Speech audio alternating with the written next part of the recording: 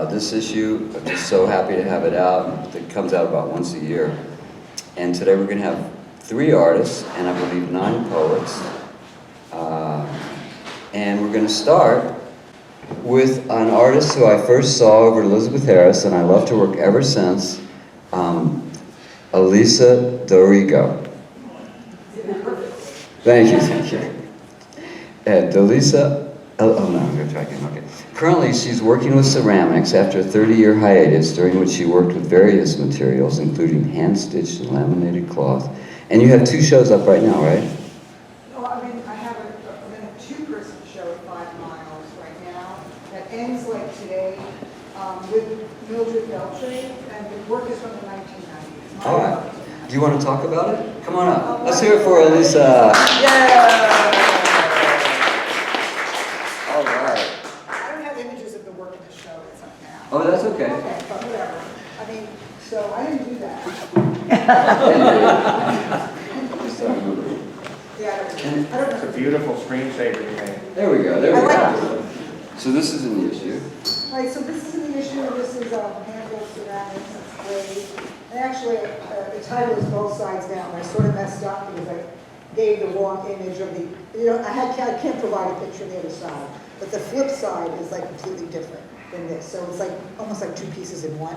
And my work is very improv. I don't plan the work. I have really no, like agenda or what I want the work, conceptually to be. I'm sort of playing around. I feel like at this stage of my life, I'm allowed to do that. So I just make a lot of random shapes.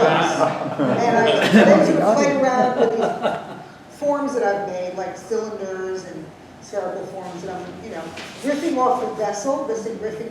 Actually, a lot of these you could actually put flowers in, but it'd be kind of hard to wash after. Yeah, the other one, when you said vessel, I kept thinking, so that's different kind of vessel. Right, sort of a container.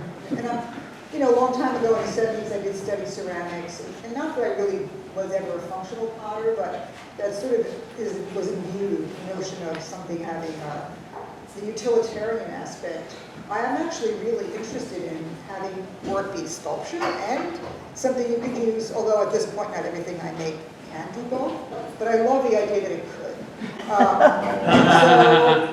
This is pretty small, everything's like pretty small. This is called Homage 1, and it's actually an homage to a particular person who was like somebody who just like kept going, he would like go to shows, he had a walker, and I don't usually make a work that even has some underlying ulterior motive, like thinking about a person, but I was just so moved by him. So that's what this is. Is that it? That's probably it, right? Oh, this is also in Black Man. Get your copy. And this is also from the 2 Sides Now mini-series where, they have 2 completely different aspects, and I forgot to put the other aspect. Now this one, that utilitarian. It's not. But it's sort of like a little smokestack in the shoe. People tell me I should make bombs, but I don't really have. I need the specs. This is really the most nominally. It has an opening. It has it still has the notion of the opening. And they have those leading legs. to the idea of the interior. The protrusions, they have those coming out from them. It's a bit of a trademark with that.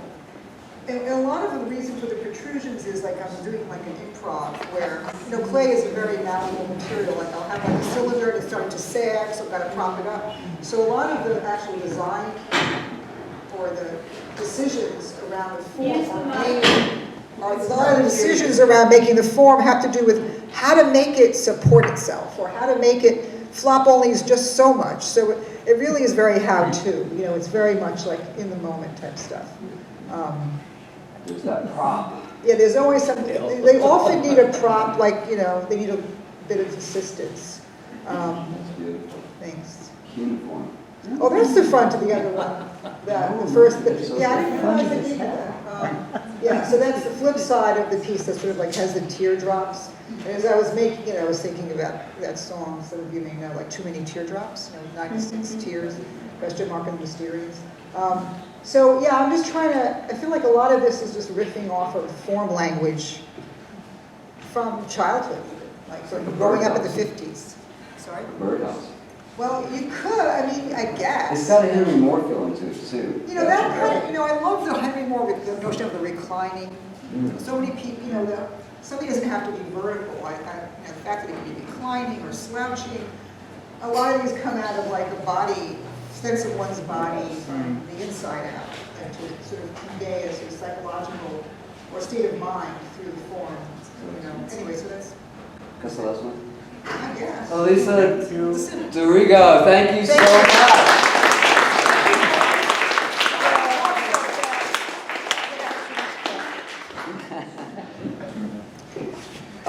Thaddeus, how long have you been around this in New York, Thaddeus? 77. I beat you maybe by 3 days or something. Okay, great, man. Because I was going to say, I've known Thaddeus, and he's been such a great guy for so long, and he's had such great successes. He not only writes poetry, he writes a lot of prose, and he's the author of 7 books, most recently Tricks of Light, and his novel Haywire won the members' choice from the Asian American Writers Workshop, and what I remember is Tetched, especially his other book. Also, please welcome Mr. Thaddeus Verkowski.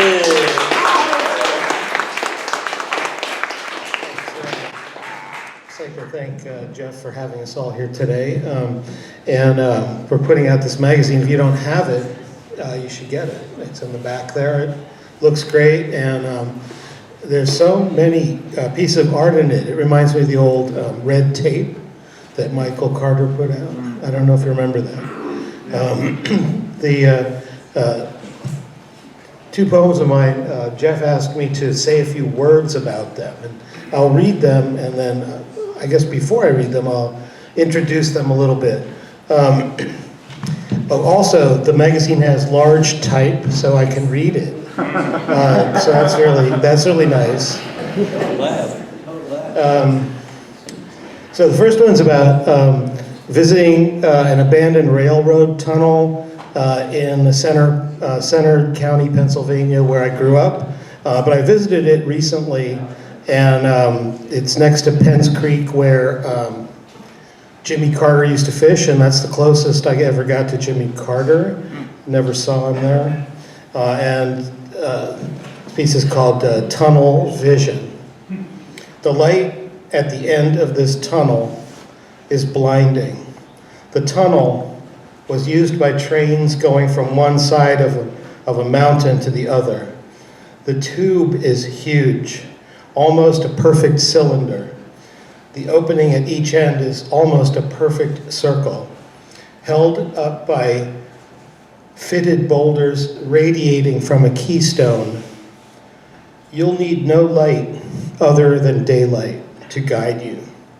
And if you sit to rest and forget yourself, you might be buzzed by flies, bitten by mosquitoes, or visited by the bats that roost in the roof, but you will not be run over by a train.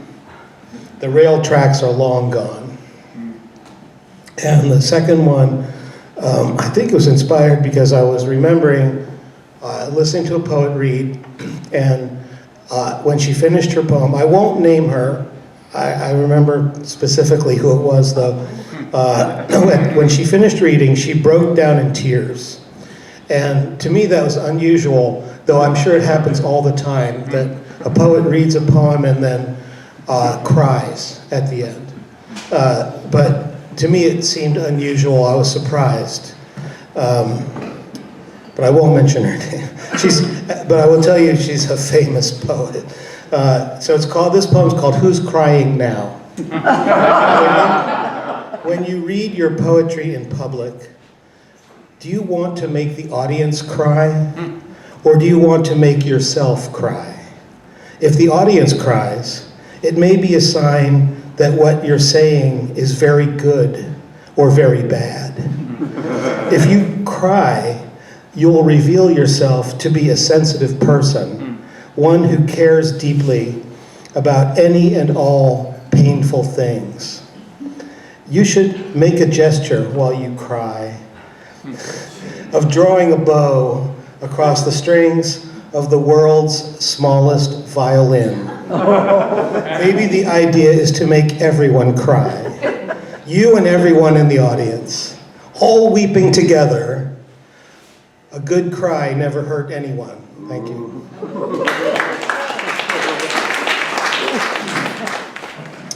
So in the last few years, I've really had a great time getting to know Barry Wallenstein, and he is kind of like the king of the Upper West Side, and because he was born at City University. And he's got his poems have appeared in over 12,000 journals, and he just got back from Lisbon, where they were giving him the Champs-Élysées Award. And his newest book is called Touching Time. Wait a minute here. It's about time. Thank you. Let's please hear it for my good friend, the great poet, Barry Wallenstein. Barry!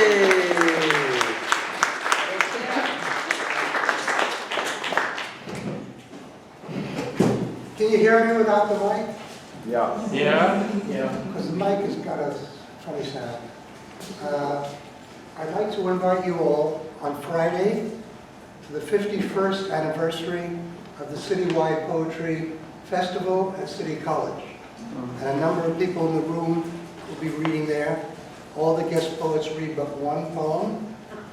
And it starts in the morning at 9 o'clock with elementary school children. The highlight of the day is awards to the best high school poets. And it's been called the Woodstock of the spoken word. Friday the 12th at the Aaron Davis Hall Theater, 51st anniversary of this event. Wow. Thad will be there, Albert will be there, Jeff will be there. I don't know. So, thank you very much for this, and all of you who support it. I'll read my two funny poems, and then one more. The first is called The Carnal Life. Too few were the decades of working the blood pressure, shuffling the rules, misremembering each other's names. The first time, alone, and then not, fiercely into it, but then after decades, less a thrill, less soil. The memory bank is flush and scarlet, the week ahead is blank and dull. But for the date with the gonad twins, cousins of Onad, holder of the crown jewels.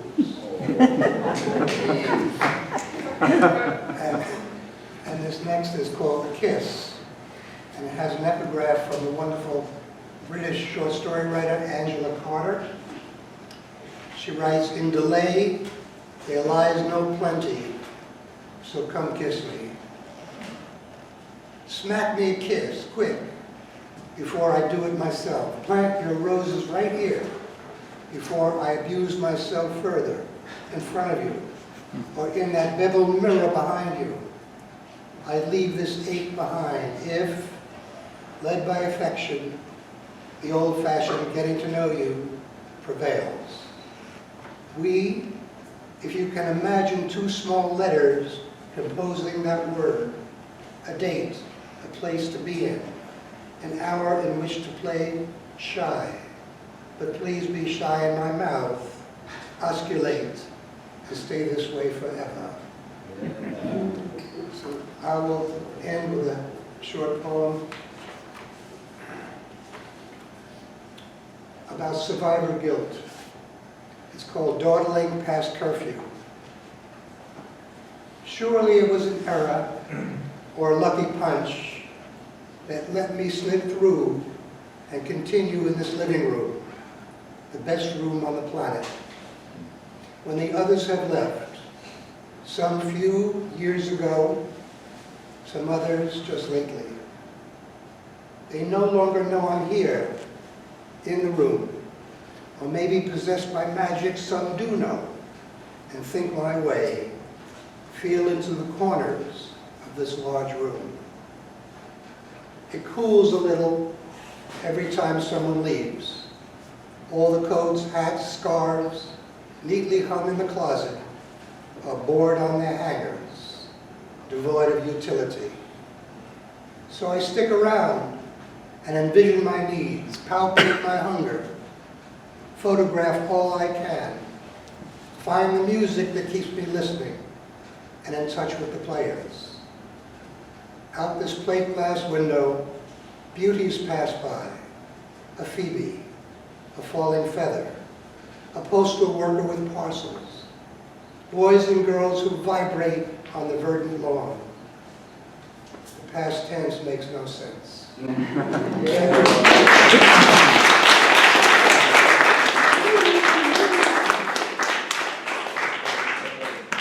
All right, so moving along now, we have another poet, Leslie Prosterman. There she is. Standing ready. The author of Snapshots and Dances. Most recently, she's been in Unlikely Stories, Montagnard, and the Journal of Italian Translation. And she's at work on a new book called Love and Then Tomorrow. And we have the shared honors and fun of being in the poetry group Brevitas together, where I get to see her stuff. Leslie Prosterman, please welcome.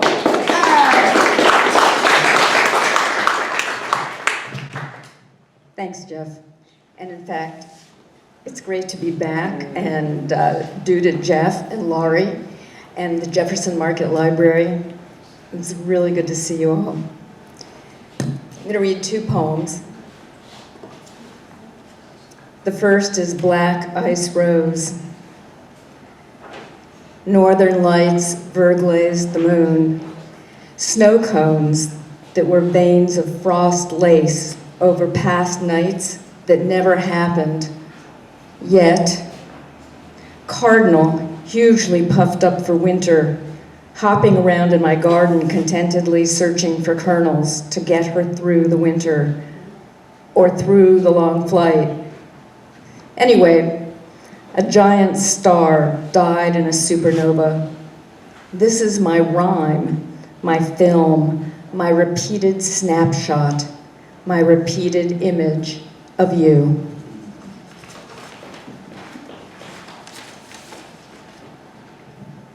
The second poem is from my late brother Steve, who died in 1989, and it's called Birthday Honors. To the extent that I explore the edges of life, it is partly because I might find my brother there. He drove a hack in New York in the 60s, tire iron under the seat. By the 80s, was often hopping over the Thai boundary to drop into Burma. The year after he died, the year after Tiananmen Square, I trekked down the Karakoram Highway in his honor. We never made it to Kashgar. The Chinese had closed the border, but I left his blue sweater forever for whoever came next to the crossing. Yay.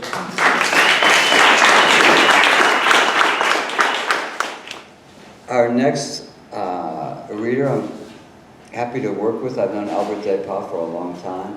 And he's not only a great poet, but he's also does wonderful art. He was just in a show. And he's also a creator of Feelings, a process for self-coaching, and his artworks have been exhibited around quite a bit.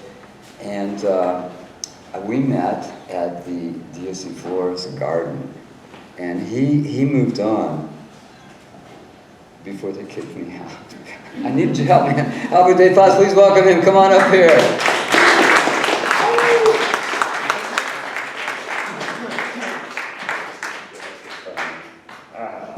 Thank you, Jeff and Lori and the library.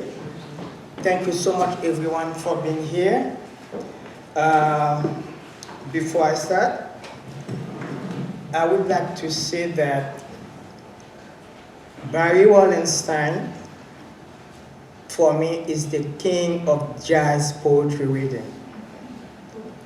He is well known throughout the city.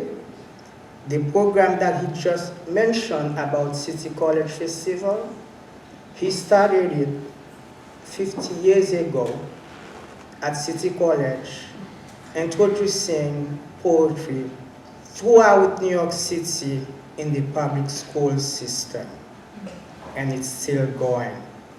And thanks to Barry that I'm still involved in poetry. I started in high school when I took his class, at CCNY, and he introduced me to other poets and let me sit in a poetry workshop, which I don't think I was qualified for. But he said, go and learn. Thank you, Barry.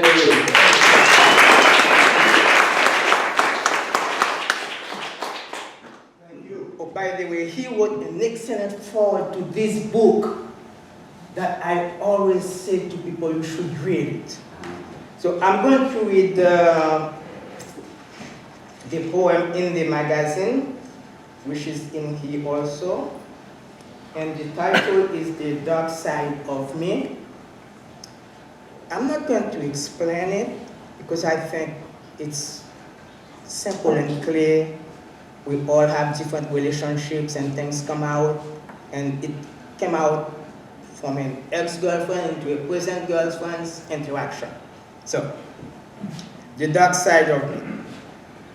The dark side of me is buried into the light that others do not see.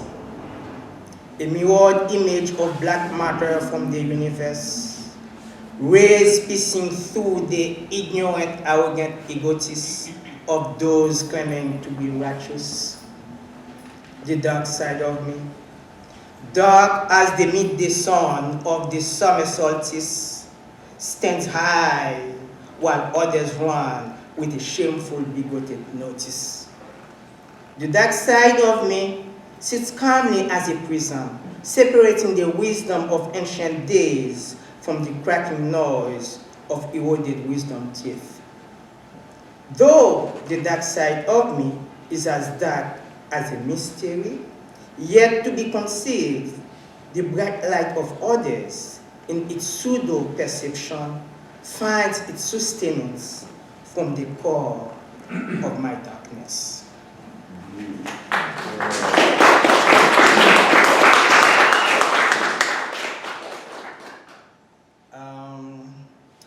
The next poem is titled A Puzzle Within, and truly, if you follow the instruction in the poem, it is a puzzle, and at the end, it tells you something about yourself. A puzzle within. With a do-it-yourself kit, I painted a portrait. A self-portrait, me, myself, and I. First, I laid the ground all black in a rectangle. In the uppermost left corner, I made a circle with the white pen and said, let this be me. Perfect as in all perfection. Next, I placed a dot dead center with the red pen and said, let this be I, one independent magistrate. Then, I laid my brush down, visualized the tension between the circle and that dot, then contemplated, commended it to be myself. Yeah. That's a puzzle with it. I'm going to read one more poem, which is the title of this book, Metamorphosis of Joy. Joy is an ex-girlfriend.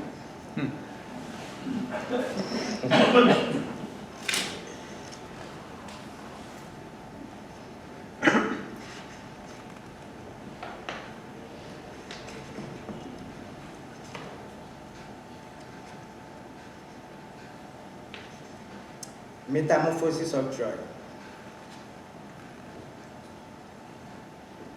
She was gentle at first, like a butterfly in springtime, by the lake on the twilight rays. With smiling glossy eyes, she gazed into my pupils. She plucked her soft lips to my defenseless sense of taste. In an instant, she then diluted my heart and created her own world. It was ecstasy in exile. All the cells in my body exploded like Macy's fireworks, and the bang was bigger than Big Bang. Bang! The place, the time, and the emotion seem to have created a communion in heaven. Yet, there were no angels floating around the stars to simulate an earthly reality, drunkards pacing round and round about bars. After a while, she was yearning for love, only for the dismissal of some compassionate vibes, overwhelmed with satisfaction.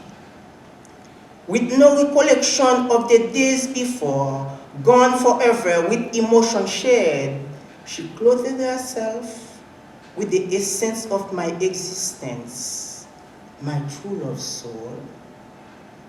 Then in a flash, she disappeared like a scene in a review mirror as a right turn is taken under the right light. Thank you.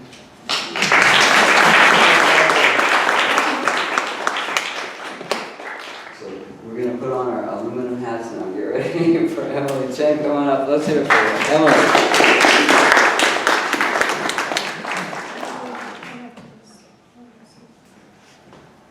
Thanks, Jeff. All right. Okay, so it's nice to be with a different group of people. So I was thinking about what do poetry and painting or art have in common? And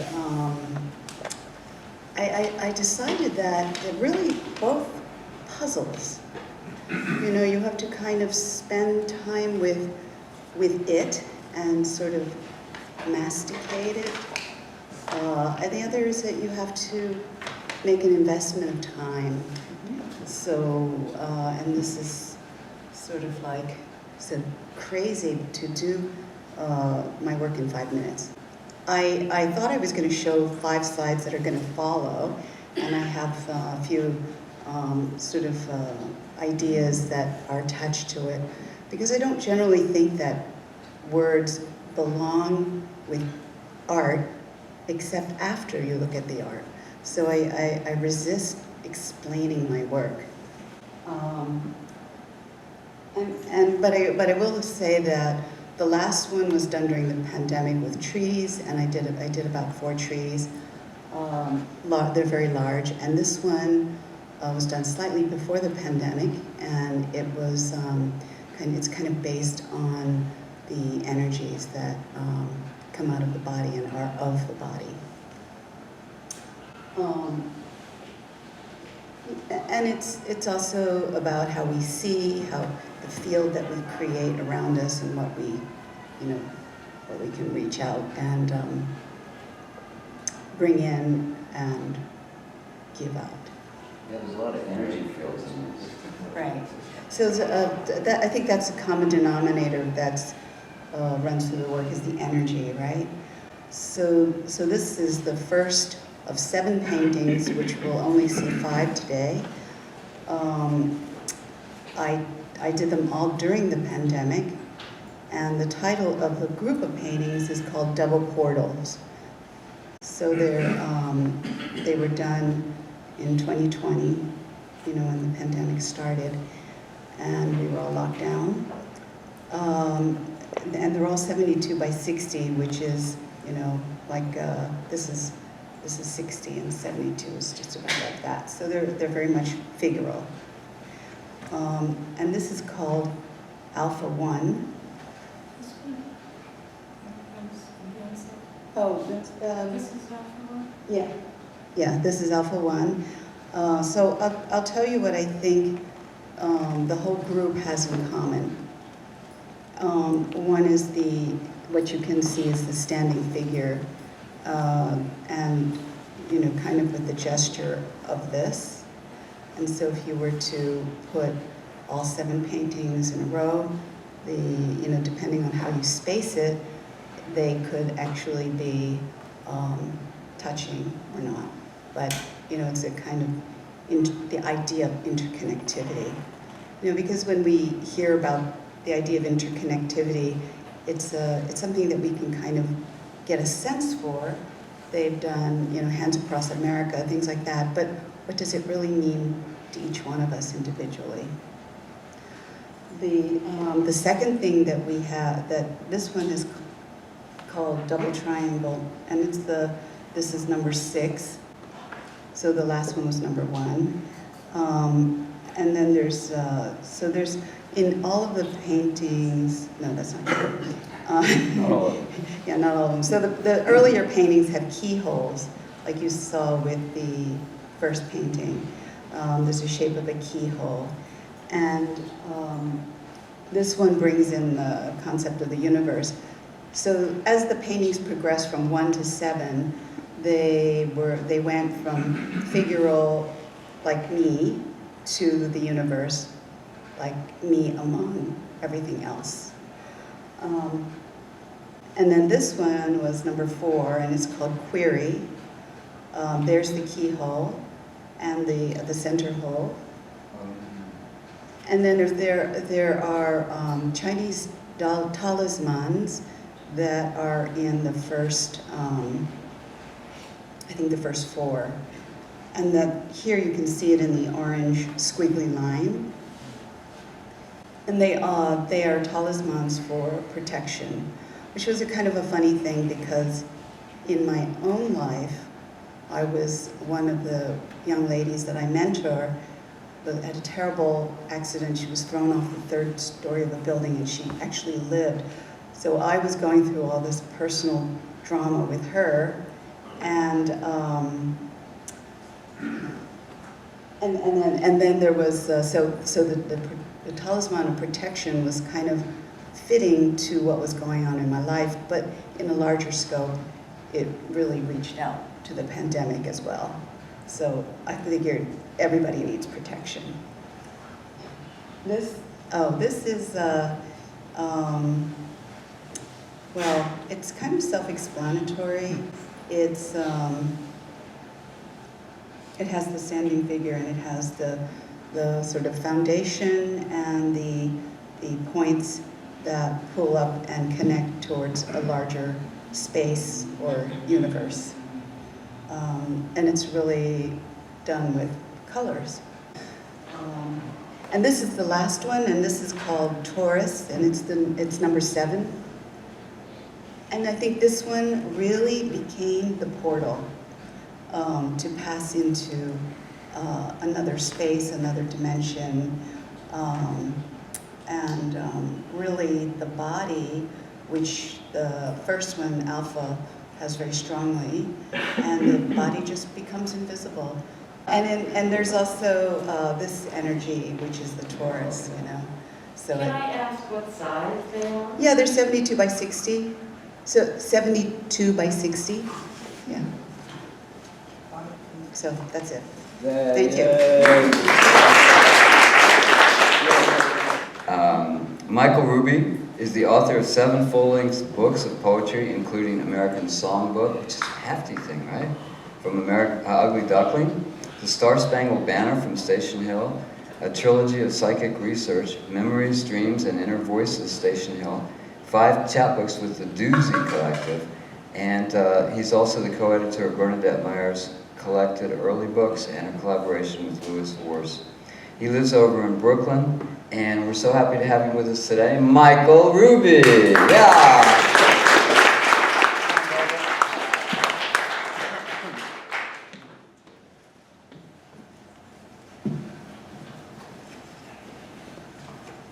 Thanks to Live Mag and Jeff and Lori for having me. Great to see everybody. Jeff mentioned American Songbook, and I'm going to read a poem written 10 years ago for that book. The book itself takes a free jazz approach to 20th century song lyrics and recordings by specific singers.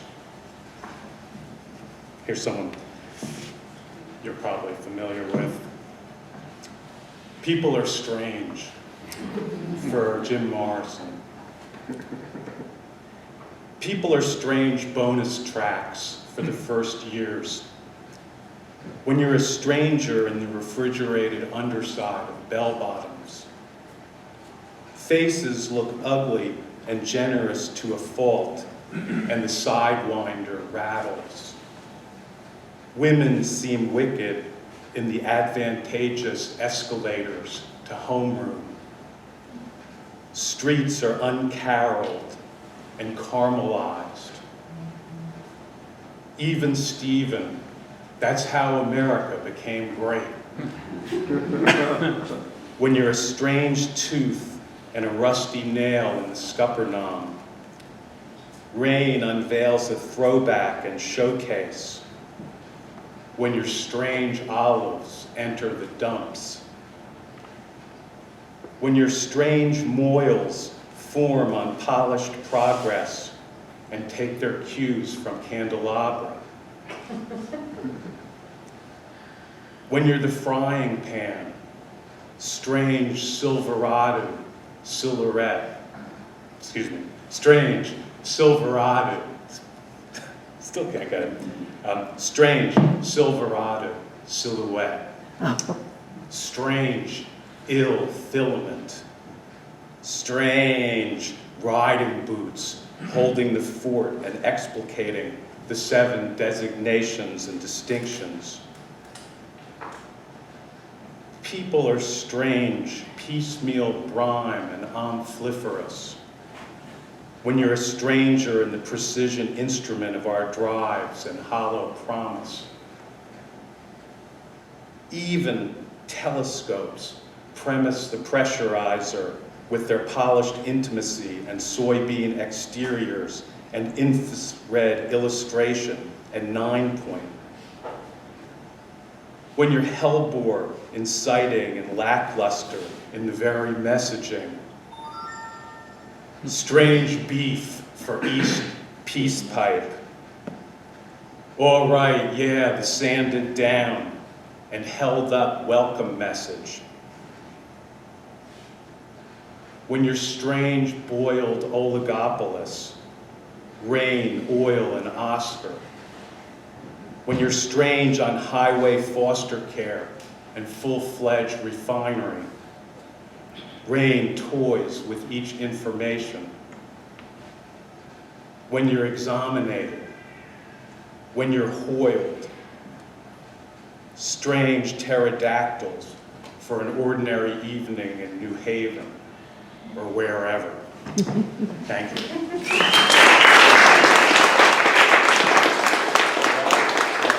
So we have 2 more poets and 1 artist, and then the final poet. And so I was saying when we came in, I hadn't seen Joel since, it's been 3 years. And so it's nice to see everybody today. And so Joel is our next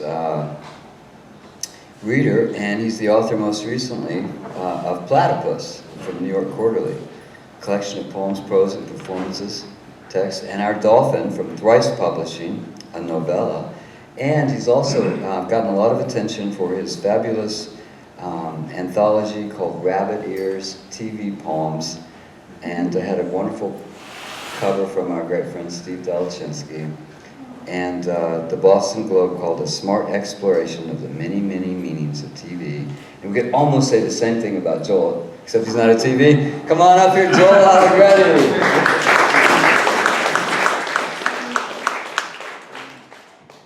Thank you, Jeff. I'm going to read 2 poems. The first one is in the online issue of Live Mag. At my last job when I was working, I would take the A train from 175th to 59th Street and switch to the B or the D. That's where I saw these guys. Some glad morning. 2 trumpet players face to face on the downtown platform at the 59th Street Columbus Circle subway stop are blowing a polyphonic "I'll Fly Away" during this morning rush hour. And here comes the D, bashing its way into the station as only an MTA New York City Transit train can. And my mind is singing the Southern Gospel lyrics, "Hallelujah, by and by." And the doors slide open, and I step on board, this time aching to believe that just this once, the letter D stands for divine.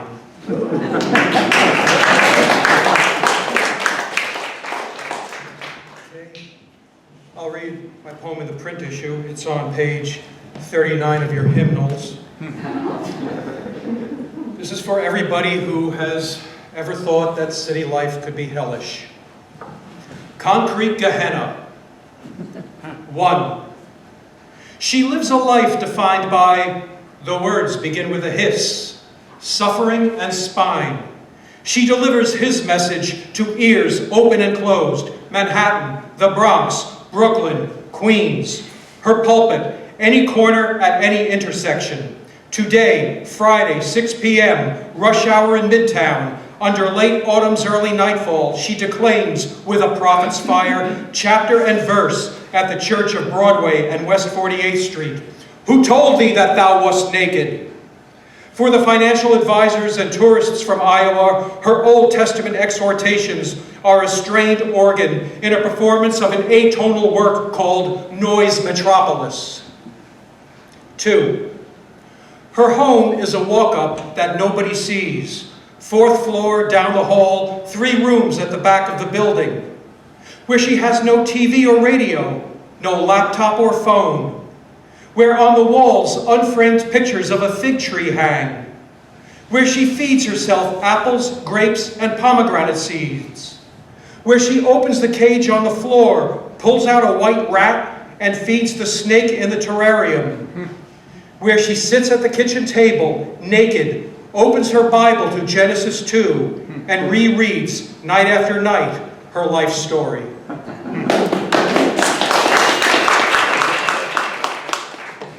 Lydia Cortez. She's the author of the collections of poetry, Lust for Lust, and Whose Place. She has also been widely published in many anthologies. She's been awarded residencies in the Virginia Center for the Creative Arts, in Mojácar, Spain, and the MacDowell Colony. Yay! And currently you're working on a poetry memoir about herself and the late great Nuyorican poet and playwright Pedro Pietre. Please welcome Lydia Cortez, Lust for Life. Thank you, Jeffrey. And thank you, Lori. And thank you all for being here.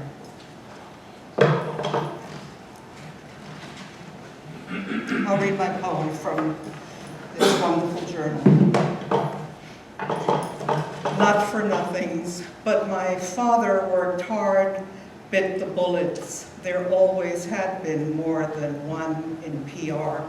On Delancey in the Jewish cafeteria swelter, to grind the grind, filing down the soul, washing pots, chopping beets, onions, y papas, all for his nenes. Us, the 3 bells of Williamsburg, later Fort Greene, down the block, Pratt instituted, gated, manicured, better than lacquered nails and bullets and bullcrap being held back. The us allowed to live in the beginnings of dilapidation. Still we could stare through Pratt's iron bars, barely enough to see, feel how others studied. We studied them from the outside. We played in the open cyclone playground for all.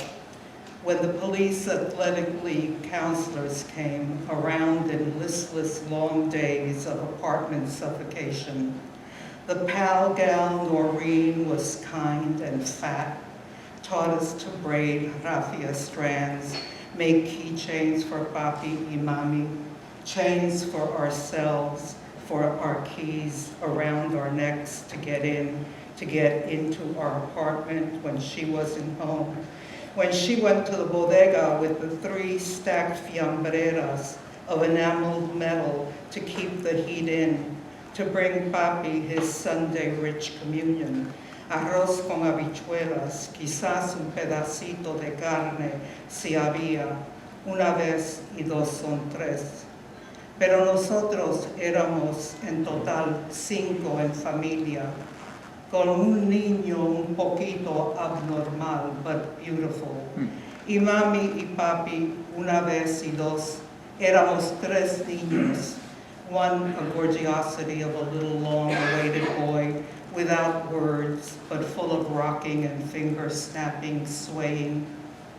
Musiquita, las notas invisibles por dentro, como like hidden sharp teeth after they slice through bleeding gums, finally allowed to come in, help, you are welcome, like the tough meat we sometimes had, not allowed to spit out, despite the gristle, too tough for barely apparent teeth.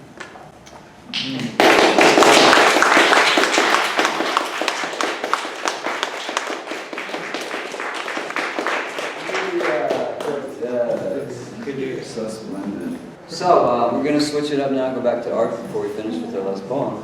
So, Lori, did you introduce me to Patricia? Probably. I met so many artists from the Williamsburg scene when I met Lori, who lived in heaven at the time.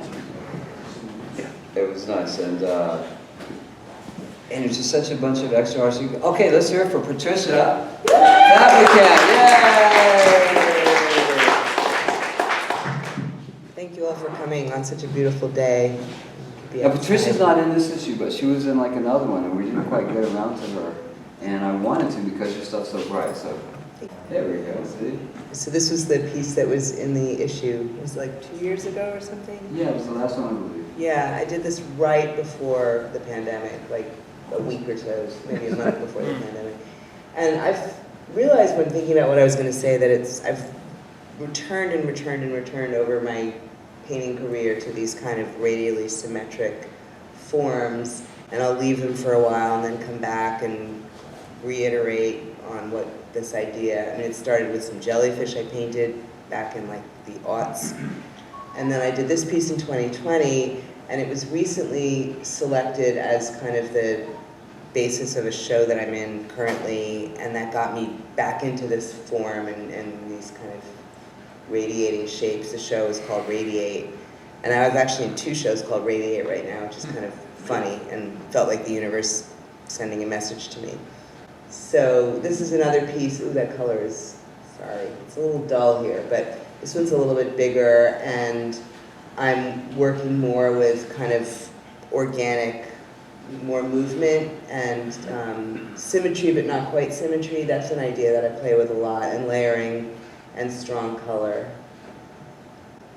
And then, so that other piece was done like, I don't know, two or 3 months ago, and then, no, 6 months ago. This one's more recent, and I've been kind of pushing with trying to find underlying shapes that work, that play with the overlaid forms with these radiating, almost octopus-like arms, and the way that the different colors, the way that the same color will have a different effect depending on what it's on top of. And they're kind of just meditative. I kind of just go in and start working. I don't really sketch or anything like that. I just start.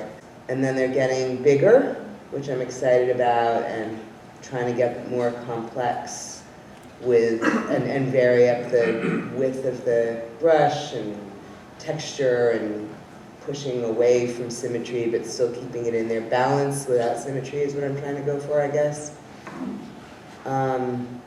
And yeah, also what you can't see, what's really hard to get in reproduction is that the pink in the background is actually day glow fluorescent pink, and when you see them in person, it's got a lot more kind of... They have an aquatic feel also. Yeah, it's back to those octopuses or octopi, I never know which is correct, that I was painting like 20 years ago. Flowers and... Yeah, and then this one's newish, and I'm working with back to these concentric circles with these radiating forms on top of them, and trying to push a slightly different palette than I was working with before in the previous ones you saw. Yeah, the palettes are all complex. So, yeah, I like color. And I keep buying more different colors, and also learning what works with what and what works better on top and what works better underneath. So, yeah, I have a couple shows coming up this summer upstate, which I'm excited about. There it is. Yay, Patricia Fabricant.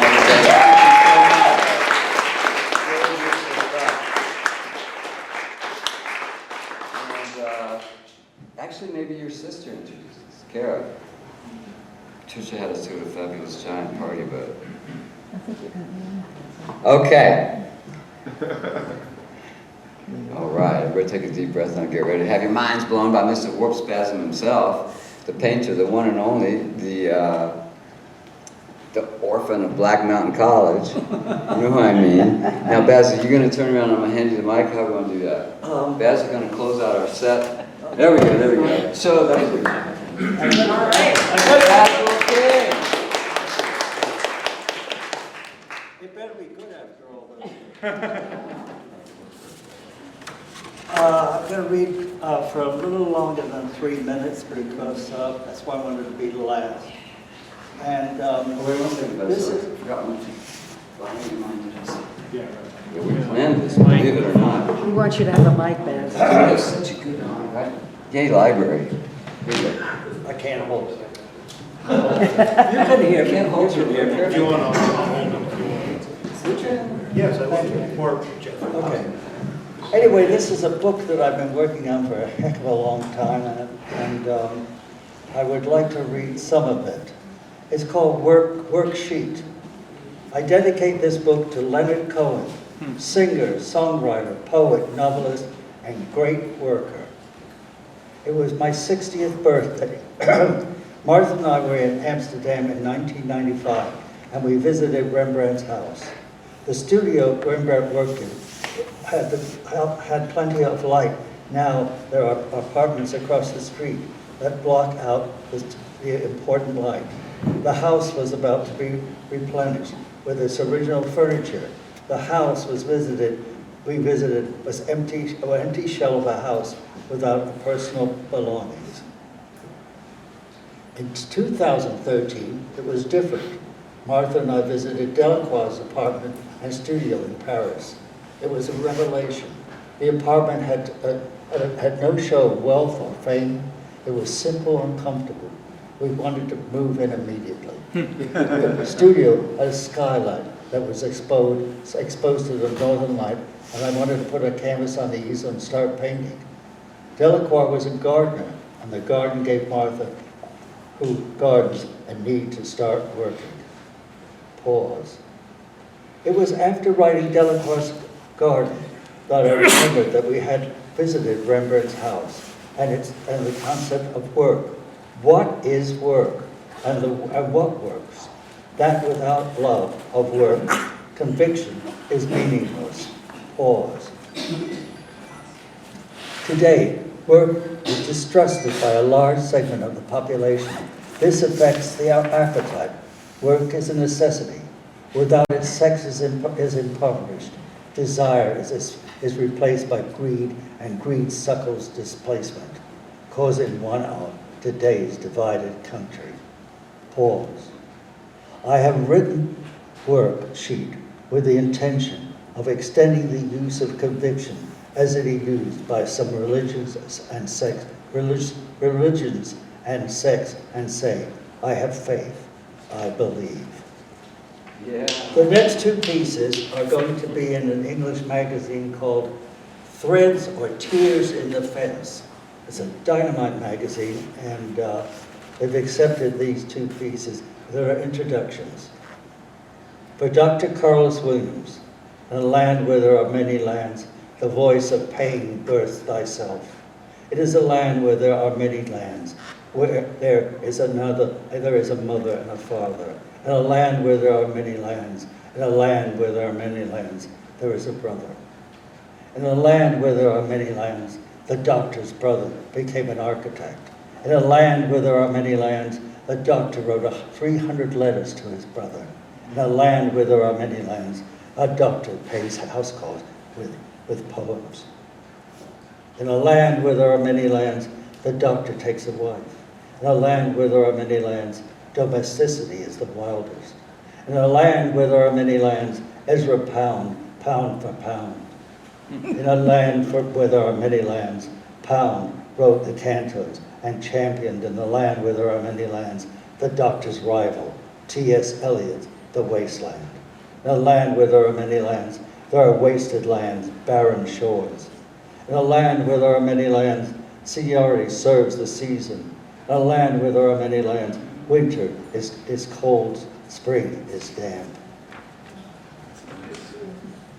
In a land where there are many lands, the doctor remembers his mother. In a land where there are many lands, fall remembers the doctor's poems. In a land where there are many lands, the doctor's poems never sleep. And the next one is for Charles Demuth.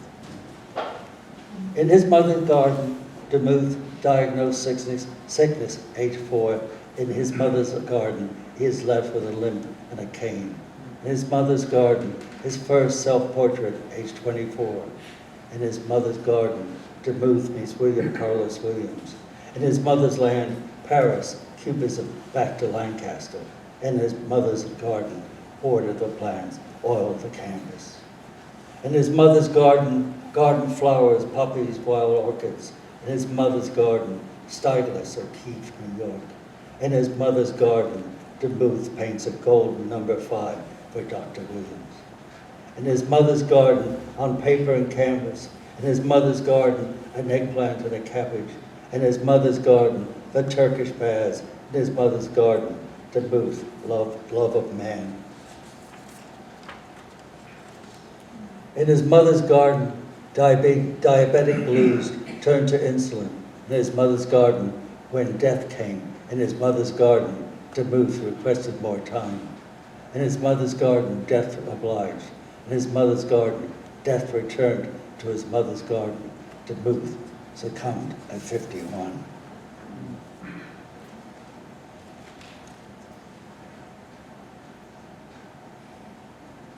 Frida Kahlo,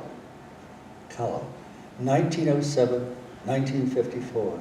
Johanna von Gogh-Banger, 1862-1925. Vision. The facility of state is believable to see. See Frida Kahlo's paintings.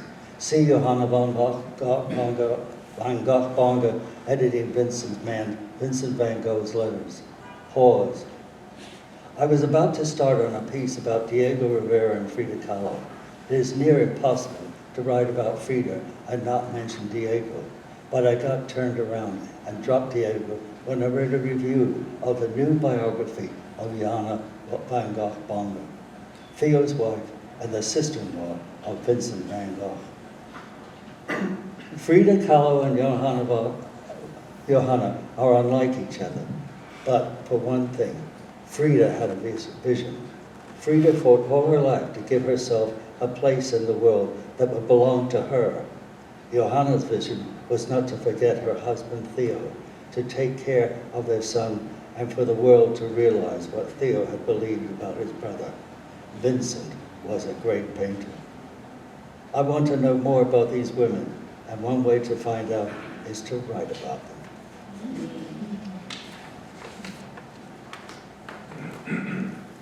Both women were religious, but I don't think either one communed with God. They proceeded knowing they would be challenged. The odds were against them. They did what wasn't wanted, like footprints in the sand. Their will, a mind's eye, complements a streak of practicality that was apparent in both women. Pause. Frida endured physical pain all her life. She wanted to understand and expose what she knew. Nature is not always beneficial.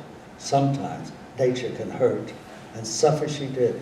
Frida's self-portraits are great not because she never let anyone forget her, but because her paintings surpass self-promotion and her wish for martyrdom. Pause. Johanna never identified with Vincent and never made his problems hers.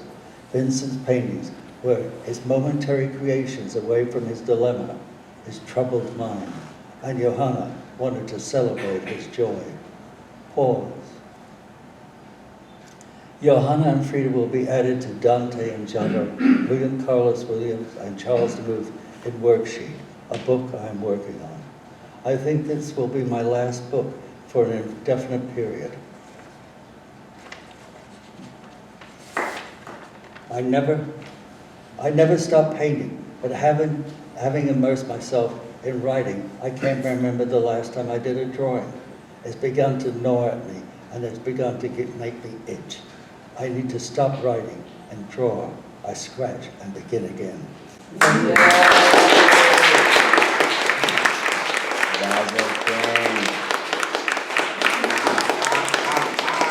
Workbook coming, work coming.